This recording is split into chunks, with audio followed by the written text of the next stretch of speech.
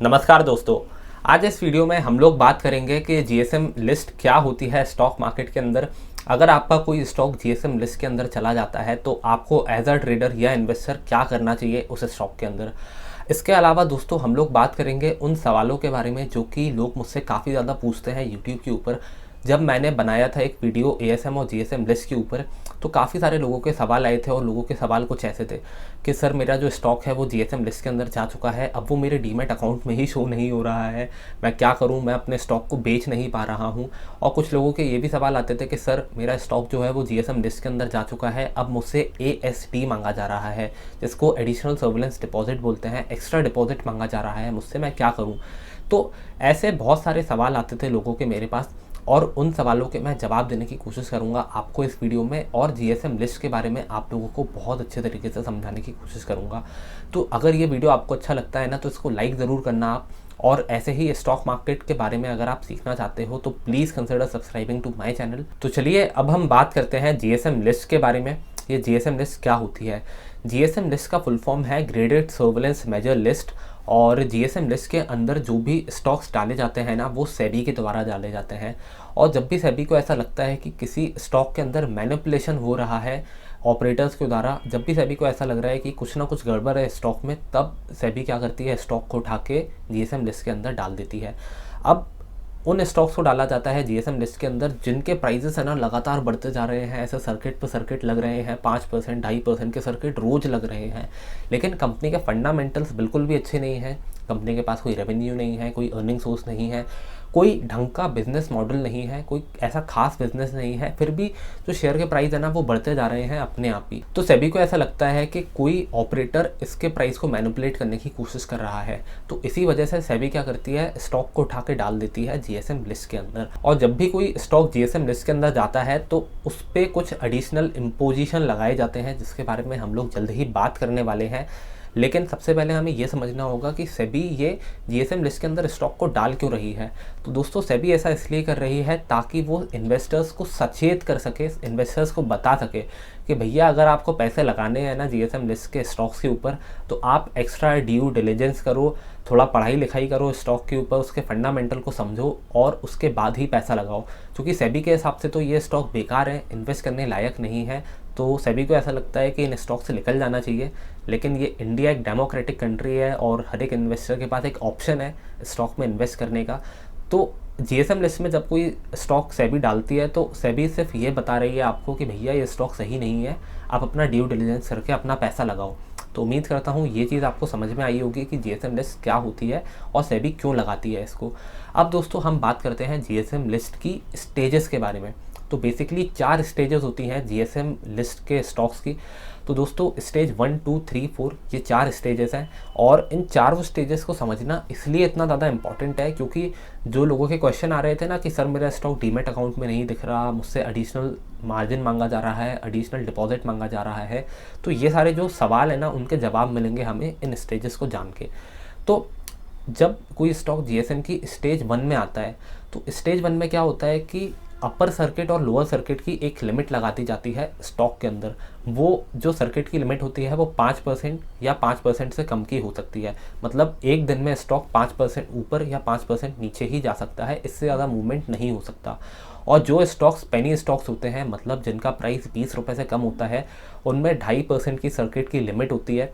तो अगर 2.5% की सर्किट की लिमिट है तो 2.5% वाली लगेगी, और 20 रुपये से ज़्यादा ऊपर का प्राइस है स्टॉक का तो 5% वाली सर्किट लिमिट लगेगी। तो ये होता है स्टेज 1 में। जब बात आती है स्टेज 2 की, तो स्टेज 1 की जो भी रूल्स एंड कंडीशंस होती हैं वो सारी इम्पोज करी जाती हैं स्टेज 2 के स्टॉक्स में, और 2 एक्स्ट्रा कंडीशंस लगाई जाती हैं। उसमें से पहली कंडीशन होती है T2T कैटेगरी वाली। अब जब भी कोई स्टॉक जीएसएम की स्टेज 2 में चला जाता है ना तो क्या होता है कि उस स्टॉक में इंट्राडे ट्रेडिंग बंद हो जाती है। मतलब अगर आपको स्टॉक खरीदना है और आपने अगर स्टॉक खरीदा तो आपको उसकी होल्डिंग डीमैट अकाउंट में लेनी पड़ेगी, उसकी डिलीवरी आपको लेनी पड़ेगी। और अगर आप किसी स्टॉक को बेचना चाहते हो जीएसएम लिस्ट की स्टेज 2 वाले को, तो आपके पास वो स्टॉक डीमैट अकाउंट में ऑलरेडी होना चाहिए। तो इंट्राडे ट्रेडिंग बिल्कुल बंद हो जाती है और इसी को बोलते हैं T2T कैटेगरी। अगर आप लोग जानना चाहते हैं कि ये AB कैटेगरी क्या होता है या X कैटेगरी, XT कैटेगरी क्या होता है, तो उसके ऊपर मैंने एक और वीडियो बनाया है जिसको आप आई बटन पे क्लिक करके देख सकते हो। उसका लिंक भी मैं आपको डिस्क्रिप्शन में दे दूंगा। अब दोस्तों, T2T कैटेगरी के अलावा एक एडिशनल सर्विलेंस डिपॉजिट भी मांगा जाता है 50% का उन इन्वेस्टर से जिन्होंने GSM स्टेज 2 के स्टॉक्स में इन्वेस्ट करके रखा है। मान लीजिए अगर आपने 1000 रुपये लगाए हैं किसी GSM स्टेज 2 के स्टॉक में, तो आपसे 500 रुपये एडिशनल मार्जिन के तौर पे जमा करवा लिए जाएंगे सेबी के द्वारा, और ये जो एडिशनल पैसा है आपको ब्रोकर को देना पड़ता है और फिर ब्रोकर जो है उसका एक अलग रिजर्व बना के उसको साइड में रख देता है। तो यहाँ पे अगर आपने 1000 रुपये के स्टॉक खरीदे हैं तो उस पर 50% मार्जिन यानी कि 500 रुपये आपको देना पड़ेगा एक्स्ट्रा। तो जब कोई स्टॉक GSM की स्टेज 2 में चला जाता है तो इन्वेस्टर्स को बहुत प्रॉब्लम होती है क्योंकि एडिशनल पैसा फालतू में देना पड़ता है। अब दोस्तों हम बात करते हैं स्टेज 3 की। स्टेज 3 में स्टेज 2 के सारे रूल्स इम्पोज किए जाते हैं और इसके अलावा एक एडिशनल रूल को इंट्रोड्यूस किया जाता है। उसमें ऐसा होता है कि अब कोई स्टॉक अगर GSM की स्टेज 3 में जा चुका है ना, तो उसमें सिर्फ हफ्ते में एक ही दिन ट्रेडिंग होगी, फर्स्ट ट्रेडिंग डे यानी कि मंडे, और अगर मंडे को छुट्टी है तो वो ट्यूसडे भी हो सकता है। हफ्ते के पहले ट्रेडिंग डे में ही सिर्फ ट्रेडिंग होगी, बाकी दिन ट्रेडिंग होगी ही नहीं। तो जब भी कोई स्टॉक GSM की स्टेज 3 में चला जाता है तो लोगों को बहुत ज़्यादा प्रॉब्लम होती है, क्योंकि तब जो स्टॉक है ना वो डीमेट अकाउंट में दिखना ही बंद हो जाता है। कुछ ब्रोकर्स क्या करते हैं कि उन स्टॉक्स को डीमेट अकाउंट में शो ही नहीं करते जो कि GSM की स्टेज 3 में जा चुके हैं। तो ऐसे टाइम पे लोगों को बहुत ज़्यादा दिक्कत होती है। और एडिशनल सर्विलेंस डिपॉजिट भी अब 100% का मांगा जाता है GSM स्टेज 3 के स्टॉक्स में। तो काफ़ी प्रॉब्लमेटिक सिचुएशन हो जाती है इन्वेस्टर्स के लिए जिन्होंने GSM की स्टेज 3 वाले स्टॉक्स में पैसा लगाया हो। तो अब बात करें अगर स्टेज 4 की, तो स्टेज 3 की सारी कंडीशंस एप्लीकेबल होंगी और एक और एडिशनल कंडीशन इम्पोज करी जाती है। उसके हिसाब से आप लोग अगर होल्ड कर रहे हैं स्टॉक को तो आपके स्टॉक का प्राइस ऊपर नहीं जा सकता। मतलब अगर उसमें अब ट्रेडिंग होगी ना तो उसमें प्राइस नीचे ही गिरना चाहिए, ऊपर का कोई भी मूवमेंट नहीं हो सकता, सिर्फ डाउनवर्ड मूवमेंट ही होगा सेबी के हिसाब से। तो स्टेज 4 का अगर आपने कोई स्टॉक होल्ड कर लिया तो मतलब आपकी तो वॉट ही लग जाएगी, क्योंकि स्टॉक का प्राइस बढ़ेगा ही नहीं और प्राइस गिरता ही जाएगा। तो काफ़ी स्ट्रिक्ट कंडीशंस होती जाती हैं जैसे जैसे स्टेजेस बढ़ती जाती हैं GSM लिस्ट के अंदर। आई होप ये स्टेजेस आपको समझ में आई होंगी। अब कुछ लोगों के सवाल आ रहे थे एडिशनल सर्विलेंस डिपॉजिट के ऊपर, उसके बारे में हम लोग बात करते हैं। तो दोस्तों, ये जो एडिशनल सर्विलेंस डिपॉजिट है ना, ये आपको तुरंत नहीं मिलेगा।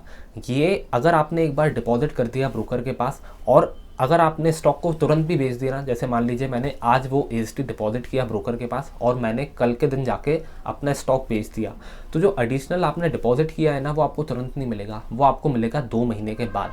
तो अगर आपने AST का अमाउंट डिपॉजिट कर दिया है ब्रोकर के पास तो आपको थोड़ा सा रुकना पड़ेगा और थोड़े टाइम बाद ही आपका पैसा आपके डीमैट अकाउंट में आएगा। अब दोस्तों हम बात करते हैं उन सवालों की जो कि इन्वेस्टर्स लोग काफ़ी ज़्यादा मुझसे पूछ रहे थे यूट्यूब पे कमेंट करके। तो पहला सवाल है दोस्तों कि should you invest in GSM list stock, क्या आपको GSM लिस्ट के स्टॉक्स में इन्वेस्ट करना चाहिए? तो बहुत ही सिंपल रिप्लाई है, नहीं करना चाहिए आपको उन स्टॉक में इन्वेस्ट जो कि GSM लिस्ट के अंदर है। अब दूसरा सवाल जो लोग मुझसे पूछते हैं कि सर हमारा पैसा तो हम लगा चुके हैं GSM लिस्ट के स्टॉक्स के ऊपर, अब क्या करें?